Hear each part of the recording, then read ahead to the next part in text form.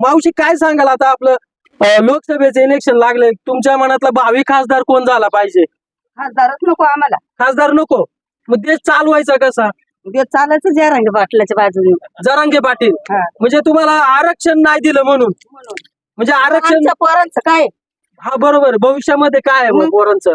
आरक्षण 2-2 लाख आणि 4-4 लाख मागात त्यांनी काय करायचं? मग आई बापाने फाशी घ्यायची का? मग म्हणजे आरक्षण सरकारने दिलं नाही मग म्हणून तुम्ही खासदारच नको, सरकारच निवडून द्यायचा नाही त्याला, म्हणा तिकडे गोटे खेळत बस. असं करायचं. हा. पण मग देश चालवायचं म्हणलं काहीतरी आपलं एखादा खासदार तर निवडून द्यावा आम्हाला लागेल. सरकारच नाही लागत. सरकारच नको, सरकार पासून आमचा काहीच नाही आम्हाला ना. मग काय सरकारचा काही उपयोगच होत नाही आपल्याला. उपयोगच नाही. म्हणजे त्यांचं असं मत आहे का सरकारच नको? भाऊ तुझं काय वेगळं मत आहे का? मग कोण भावी खासदार झाला पाहिजे? आता सध्या तरी आम्ही अकलापूर ग्रामस्थांनी असं ठरवलंय, ग्रामस्थांनी ठरवले मतदानच करायचं नाही कोणी. का मतदान का